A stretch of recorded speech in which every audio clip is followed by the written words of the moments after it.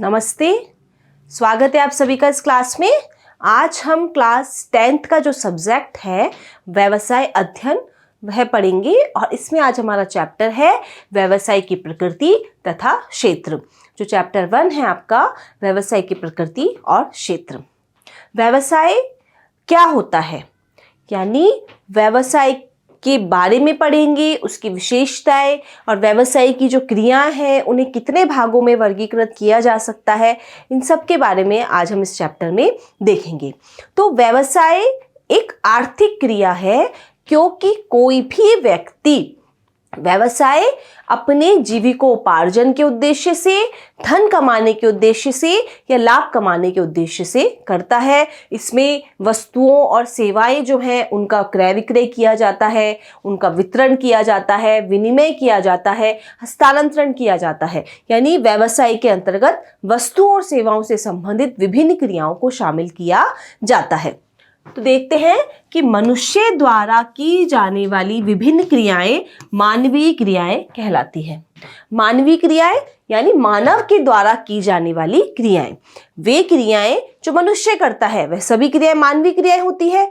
अब मनुष्य कुछ क्रियाएं धन कमाने के उद्देश्य से, लाभ कमाने के उद्देश्य से, अपना जीविकोपार्जन यानी उसका जीवन चलता रहे इसके लिए करता है, और दूसरा अपनी संतुष्टि के लिए, अपनी प्रसन्नता के लिए, अपनी खुशी के लिए कुछ क्रियाएं करता है। तो मानवीय क्रियाएं जो हैं उनको दो भागों में बांट सकते हैं, एक है आर्थिक क्रिया और दूसरी है अनार्थिक क्रिया।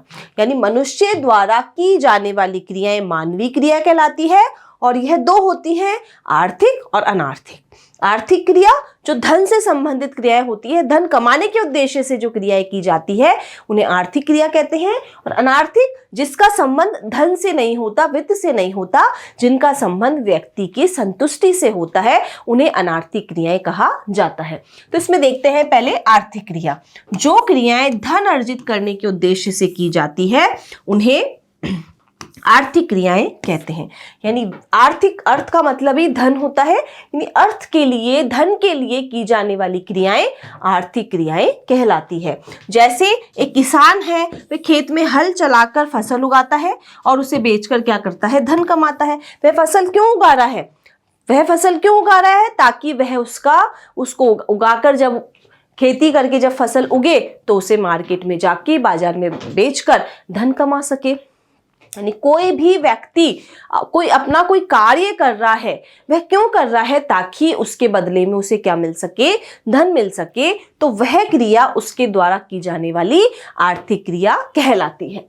अब दूसरी होती है अनार्थिक क्रिया। जो क्रियाएं धन अर्जित करने की अपेक्षा संतुष्टि प्राप्त करने के उद्देश्य से की जाती हैं।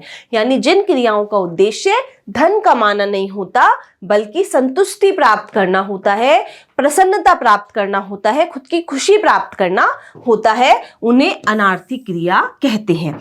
जैसे कि इस तरह की क्रियाओं में सामाजिक उत्तरदायित्वों की पूर्ति है, मनोरंजन है, स्वास्थ्य लाभ के लिए ये क्रियाएं की जाती हैं। जैसे किसी को खेलना पसंद है, किसी को नाचना पसंद है, किसी को जो है पेंटिंग करनी अच्छी लगती है, मतलब जो अपनी खुशी के लिए कोई कार्य किया जाए तो ऐसी क्रियाओं को क्या कहते हैं, अनार्थिक क्रियाएं कहा जाता है।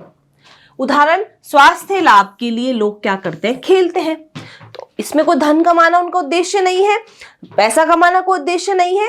लोग क्यों खेलते हैं, अपने स्वास्थ्य लाभ के लिए, अपनी खुशी के लिए। यानी खुद की खुशी के लिए किया जाने वाला कार्य अनार्थिक क्रिया के अंतर्गत आता है।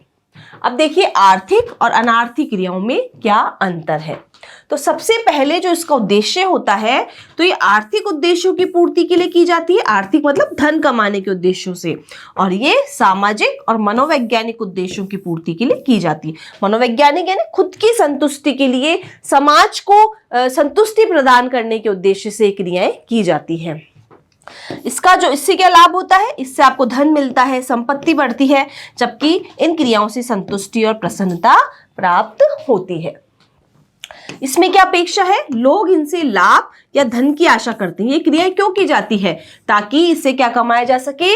धन कमाया जा सके, लाभ कमाया जा सके। जबकि अनार्थिक क्रियाएं, लोग इनसे लाभ या धन की आशा नहीं करते हैं। यह लाभ के उद्देश्य से नहीं की जाती, बल्कि खुद की संतुष्टि के लिए की जाती है। जैसे दान देना, लोग का दान देना है, कोई एनजीओ चला रहा है तो ये खुद की संतुष्टि के लिए। कोई नृत्य, किसी ने डांस क्लास खोल रखी है, फ्री में वो बच्चों को डांस क्लास सिखा रहा है, तो ये फ्री में सिखा रहा है, आर्थिक क्रिया नहीं है उसकी, उसको पसंद है। यानी खुद की संतुष्टि के लिए किया जाने वाला कार्य अनार्थिक क्रियाओं में आता है। प्रतिफल क्या मिलता है?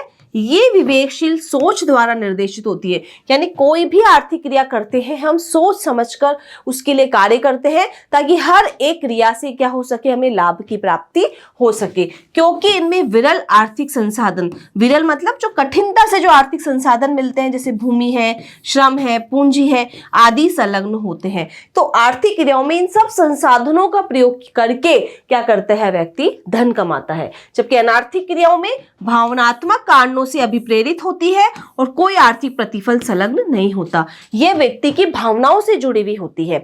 जो अनार्थिक क्रियाएं होती हैं, यह व्यक्ति की भावनाओं से जुड़ी हुई होती है, उसके स्वयं के मनोवैज्ञानिक जो भावनाएं हैं उससे जुड़ी हुई होती है, और इसमें किसी भी प्रकार का आर्थिक प्रतिफल नहीं संलग्न होता है, इसमें आर्थिक प्रतिफल शामिल नहीं होता है। अब सबसे पहले है व्यवसाय। व्यवसाय क्या होता है? तो ऐसा धंधा जिसमें धन के बदले वस्तुओं अथवा सेवाओं का उत्पादन, विक्रय और विनिमय होता है। यानी ऐसा कार्य जो धन के बदले, व्यवसाय क्या है? धन के बदले। क्यों? क्योंकि व्यवसाय एक आर्थिक क्रिया है। कोई भी व्यक्ति व्यवसाय करता है धन कमाने के उद्देश्य से करता है, और धन कमाने का मतलब है कि यह कौन सी क्रिया है? आर्थिक क्रिया है। तो ऐसा धंधा जिसमें धन के बदले वस्तुओं अथवा सेवाओं का, व्यवसाय में वस्तुओं का या फिर सेवाओं का उत्पादन किया जाता है, विक्रय किया जाता है और विनिमय भी किया जाता है। जैसे खनन है, खनन यानी जमीन से खोदकर कच्चा माल निकालना, उत्पादन करना, व्यापार, परिवहन, भंडारण, बैंकिंग, बीमा, ये सभी व्यवसाय के अंतर्गत आते हैं। अब पेशा, दूसरा जो कार्य होता है वह है पेशा। जो व्यवसाय की जो आर्थिक क्रिया है, व्यवसाय की जो आर्थिक क्रिया है, यह उनके हम प्रकार पढ़ रहे हैं। जो आर्थिक क्रियाएं व्यक्ति के द्वारा की जाती है तो 3 प्रकार की होती है। एक व्यवसाय है, दूसरा पेशा है। पेशा एक ऐसा धंधा है जिसमें उस पेशे के विशिष्ट ज्ञान और प्रशिक्षण की आवश्यकता होती है। यानी पेशा एक ऐसा कार्य है जिसे वही व्यक्ति कर सकता है जिसने उस कार्य को करने के लिए विशेष प्रशिक्षण लिया है, ज्ञान प्राप्त किया है, योग्यता हासिल करी है। मतलब उसने उसको करने के लिए क्या लिया है? अनुभव उसको प्राप्त हुआ है। तो वह कार्य क्या होता है? पेशेवर कार्य कहलाता है। प्रत्येक पेशे का मुख्य उद्देश्य सेवा प्रदान करना होता है, और पेशे का उद्देश्य क्या होता है? लोगों की सेवाएं करना। जैसे डॉक्टर द्वारा मरीजों का इलाज करना, वकील द्वारा कोर्ट में केस लड़ना, चार्टेड अकाउंटेंट क्या करता है? अपने जो उसकी विशेषज्ञता है कर के मामले में, उनके मामले में लोगों को सलाह देता है। तो ऐसे व्यक्ति क्या कहलाते हैं? पेशेवर व्यक्ति कहलाते हैं, क्योंकि उन्होंने उस क्षेत्र से संबंधित विशेष ज्ञान हासिल किया है, विशेष प्रशिक्षण लिया है।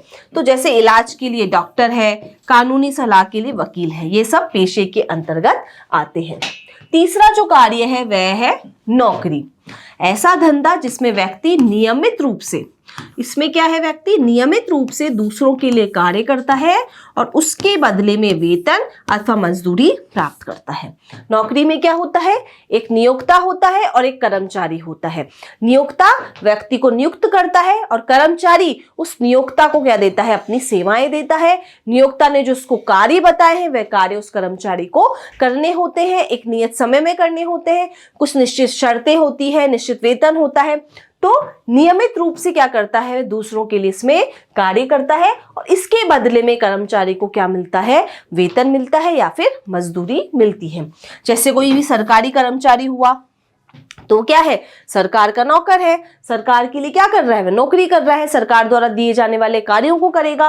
कंपनियों के लिए कार्यकारी आदि, यानी जो एक जिसमें एक व्यक्ति नियोक्ता होता है और एक कर्मचारी होता है, और कर्मचारी नियोक्ता द्वारा दिए जाने वाले कार्यों को करता है और उसके बदले में उसे वेतन प्राप्त होता है। अब जो हमने पढ़ा आर्थिक क्रियाएं, 3 प्रकार की, व्यवसाय, पेशा और नौकरी, इनमें अंतर क्या होता है। तो सबसे पहले है इनकी कार्य की प्रकृति।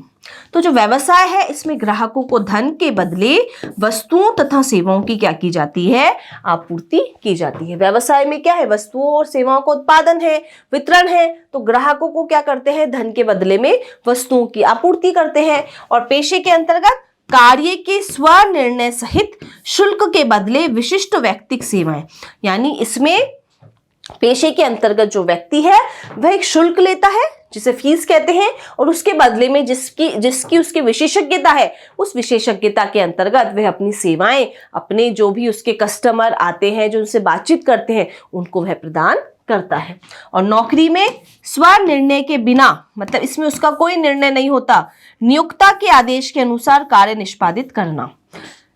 पेशे में तो जो पेशेवर व्यक्ति है वह खुद के निर्णय से कार्य करता है, स्वनिर्णय लेता है, लेकिन नौकरी में कर्मचारी का स्वनिर्णय नहीं होता है। नियोक्ता ने जो आदेश दिया है उसके अनुसार वह अपना क्या करता है, कार्य को पूरा करता है। फिर है योग्यता। तो व्यवसाय के लिए कोई भी न्यूनतम योग्यता की आवश्यकता नहीं है, कोई भी व्यक्ति अपना व्यवसाय कर सकता है। जबकि पेशे में जिस क्षेत्र का वह पेशा है उस क्षेत्र की शिक्षा प्रशिक्षण लेने की क्या रहती है, आवश्यकता रहती है। और नौकरी में सभी मामलों में विशिष्ट ज्ञान की आवश्यकता नहीं है, यानी जिस क्षेत्र के लिए मतलब सभी के अंतर्गत उसे विशेषज्ञ होने की जरूरत नहीं है, जो सामान्य योग्यता है उसमें वह होनी चाहिए। तीसरा है पूंजी। तो व्यवसाय की प्रकृति, आकार तथा पैमाने के अनुसार पूंजी की निवेश की आवश्यकता होती है। यानी व्यवसाय की प्रकृति क्या है, व्यवसाय का आकार क्या है, यदि वह बड़े पैमाने का व्यवसाय है तो उसे ज्यादा पूंजी की आवश्यकता होगी, छोटे पैमाने का है, मध्यम स्तर का है तो उसे कम पूंजी की आवश्यकता होगी, यानी और जोखिम के आधार पर भी, यानी जोखिम अधिक है तो अधिक पूंजी की आवश्यकता होगी कि तो ये व्यवसाय की प्रकृति पर निर्भर करता है। जबकि पेशे में स्थापना के लिए सीमित पूंजी की आवश्यकता होती है। जब अपना वो पेशा पर कार्य जब वो स्थापित करेगा व्यक्ति तो उसके लिए पूंजी की आवश्यकता होती है, और नौकरी के लिए पूंजी की कोई आवश्यकता नहीं होती, कर्मचारी इसमें कोई पूंजी नहीं लगाता है। फिर इसमें अभिप्रेरणा। तो ग्राहकों को वस्तुएं बेचकर तथा सेवाएं उपलब्ध कराकर लाभ कमाना। इसमें क्या अभिप्रेरणा है, लाभ कमाना। कैसे, जो सेवाएं हैं, वस्तुएं हैं, वह ग्राहकों को उपलब्ध कराकर। जबकि पेशे में सेवाओं की प्रदान करने के बदले निर्धारित शुल्क प्राप्त करना, यानी पेशे में क्या होता है, जो भी सेवाएं प्रदान की जाती है पेशेवर व्यक्ति के द्वारा, और उसके बदले में वे क्या लेता है, अपने ग्राहकों से फीस लेता है। जबकि नौकरी में क्या है, जो निर्धारित मजदूरी है या वेतन है यह उस व्यक्ति को प्राप्त होता है। जोखिम। व्यवसाय में हानि या लाभ क्या होता है, अनिश्चित होता है। एक व्यवसायी है उसमें कोई निश्चितता नहीं है व्यवसाय के अंतर्गत कि उसे एक लाभ होगा या हानि होगी। कभी लाभ भी हो जाते हैं और कभी हानि भी एक व्यवसायी को वहन करनी पड़ सकती है। जबकि पेशे में क्या है, कोई कस्टमर आएगा, ग्राहक आएगा, वह अपनी सलाह देगा। जैसे डॉक्टर के पास मरीज आया, उसने अपनी प्रॉब्लम बताई, डॉक्टर ने उसे सलाह दी और उसके बदले में वह क्या करेगा, अपनी जो निर्धारित फीस है उससे ले लेगा। तो इसके अंतर्गत ज्यादा जोखिम नहीं होती है। तो निर्धारित आय वे कर्तव्य में कोताही का दायित्व। लेकिन मान लीजिए निर्धारित तो आय है लेकिन उसने कोई गलत सलाह दे दी, कोई गलत, मान लीजिए डॉक्टर ने कोई गलत दवाई दे दी जिससे उसके मरीज को नुकसान हो गया, तो फिर उसके जो उसने कार्य किया है उसके लिए उसका उत्तरदायित्व बनता है, लेकिन बहुत अधिक जोखिम इसमें नहीं होती है। और नौकरी में नियमित और निर्धारित मजदूरी या वेतन मिलता है तो जोखिम होती ही नहीं है, क्योंकि उसे अपने कार्य के बदले एक निश्चित वेतन और जो भी मजदूरी है वह मिलती रहती है। फिर है आचार संहिता। तो इसमें कोई विशेष आचार संहिता नहीं है, कोई नियम कानून लागू नहीं होते।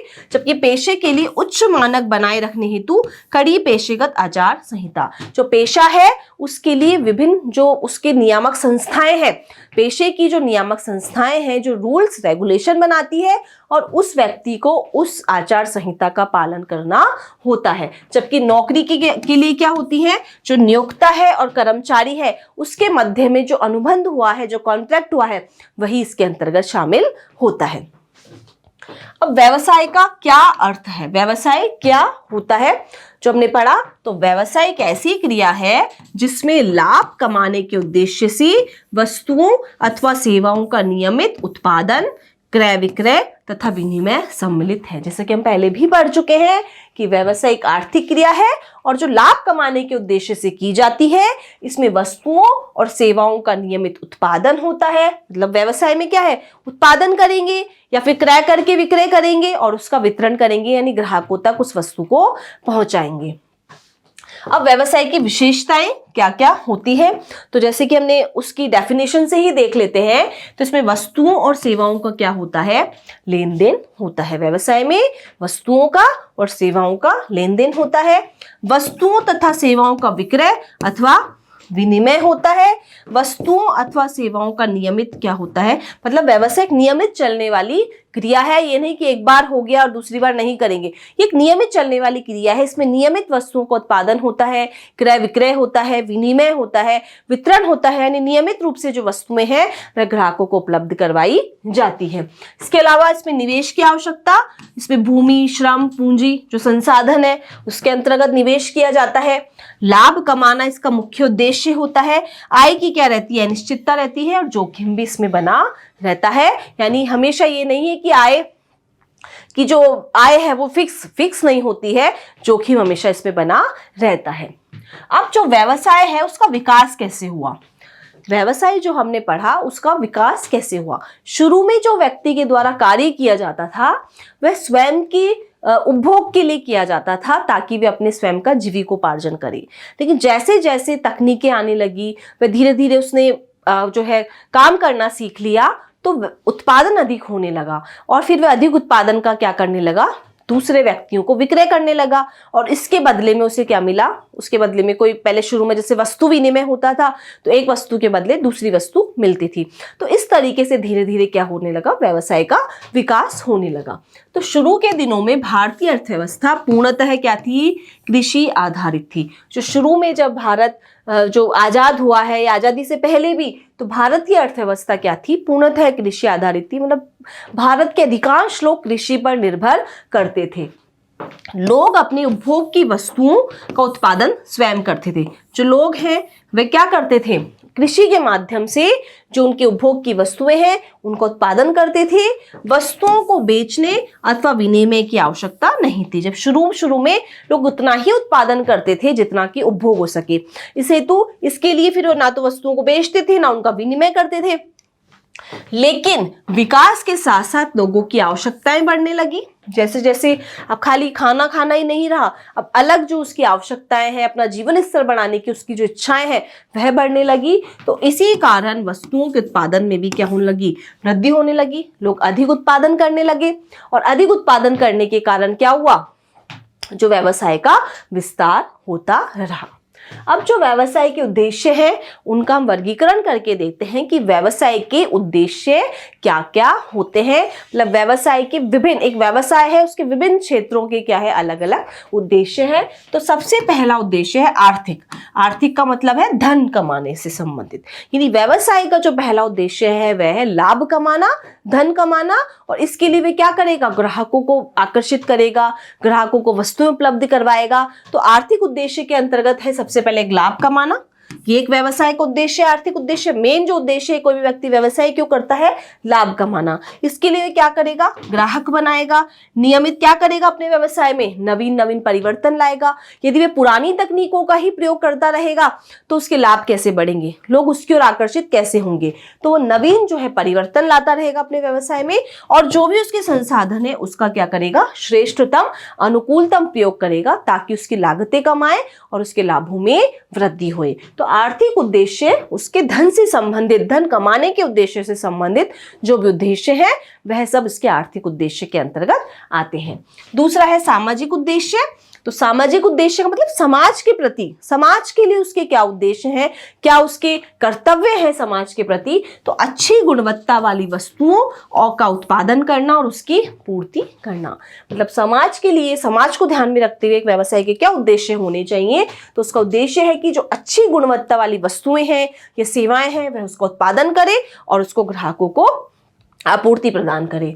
उचित व्यापारिक प्रथाएं अपनाना, मतलब कोई भी गलत कार्य व्यवसाय के अंतर्गत नहीं करना, जैसे कालाबाजारी है, जमाखोरी है, नाप तोल के अंदर वह कोई चीटिंग कर रहा है, सही वस्तुएं, अच्छी किस्म की वस्तुएं लोगों को उपलब्ध नहीं करवा रहा, जैसे जमाखोरी, कालाबाजारी, अधिक कीमत वसूलना, गुमराह करने वाले विज्ञापन, ऐसे विज्ञापन प्रकाशित करना, ऐसे विज्ञापन लोगों को दिखाना जो वास्तव में सही नहीं है, लेकिन उसको देख के लोग क्या हो रहे हैं, ग्राहक क्या हो रहे हैं, गुमराह हो रहे हैं, उनको गलत संदेश जा रहा है, या वस्तुओं की गुणवत्ता के बारे में गलत जानकारी देना। तो ये सब कार्य एक समाज की दृष्टि से सही नहीं है। तो एक व्यवसाय का सामाजिक उद्देश्य यह है कि वह उचित जो व्यापारिक प्रथाएं हैं, यानी अच्छी वस्तुएं लोगों को उपलब्ध करवाए, सही कीमत पर उपलब्ध करवाए और सही समय पर उपलब्ध करवाए। समाज के सामान्य कल्याण कार्यों में क्या दे, वह योगदान दे, ऐसे कार्य करे जिससे समाज का कल्याण हो सके। जैसे स्कूल खुल रहा है तो स्कूल के अंदर कुछ डोनेशन कर दिया, कॉलेज है, व्यावसायिक प्रशिक्षण केंद्र है, जो अस्पताल है, इन सब के बारे में क्या करना, इन सब में अपना योगदान देना। फिर है मानवीय उद्देश्य। मानवीय उद्देश्य के अंतर्गत क्या आएगा, जो उसके जो कर्मचारी हैं, जो उसके यहाँ कार्य कर रहे हैं, उनके लिए उसके क्या उद्देश्य है, उनके कल्याण के लिए कार्य करना, यानी कर्मचारियों का आर्थिक कल्याण, यानी कर्मचारियों को भविष्य निधि जिसे प्रोविडेंट फंड कहते हैं के लाभ देना, पेंशन देना, अन्य अनुदान जैसे चिकित्सा की सुविधा देना, आवासीय सुविधा देना, ये सब क्या है, एक व्यवसाय के जो मानवीय उद्देश्य के अंतर्गत आते हैं। जो उसके कर्मचारी हैं उनके कल्याण के लिए कार्य करना। इसके अलावा कर्मचारियों की सामाजिक तथा मानसिक संतुष्टि, एक तो उनकी आर्थिक संतुष्टि हो गई जिसमें उनके धन से संबंधित जो भी है उन्हें प्रोविडेंट फंड उपलब्ध करवाना, पेंशन देना, उनको चिकित्सीय सुविधा देना है, जो भी अलग सुविधाएं जो उनको मिलनी चाहिए, रहने के लिए जगह उपलब्ध करवाना। और दूसरा है कर्मचारियों को जो समाज में सामाजिक जो संतुष्टि चाहिए, जो मानसिक संतुष्टि चाहिए, यानी जो कार्य करने के लिए उचित परिस्थितियां प्रदान करना, मतलब कार्यस्थल अच्छी तरीके से उस पर जो वातावरण हो वो उचित हो, उन पे दबाव ना डाला जाए। तो मानसिक संतुष्टि भी एक कर्मचारी के लिए उपलब्ध करवाना व्यवसाय का उद्देश्य है। कर्मचारियों को सामाजिक तथा मानसिक संतुष्टि, काम को कैसे बनाना, रोचक और चुनौतीपूर्ण बनाना, ताकि काम नीरस ना हो। यदि काम बोरिंग होने लग जाएगा तो कर्मचारी फिर वह कार्य करने में रुचि नहीं लेंगे। सही कार्य के लिए सही व्यक्ति की नियुक्ति तथा कार्य की निरस्ता को समाप्त करना, और प्रत्येक कार्य के लिए जो सही व्यक्ति है उसकी नियुक्ति करना एक व्यवसाय का मानवीय उद्देश्य के अंतर्गत आता है। मानवीय संसाधनों का विकास।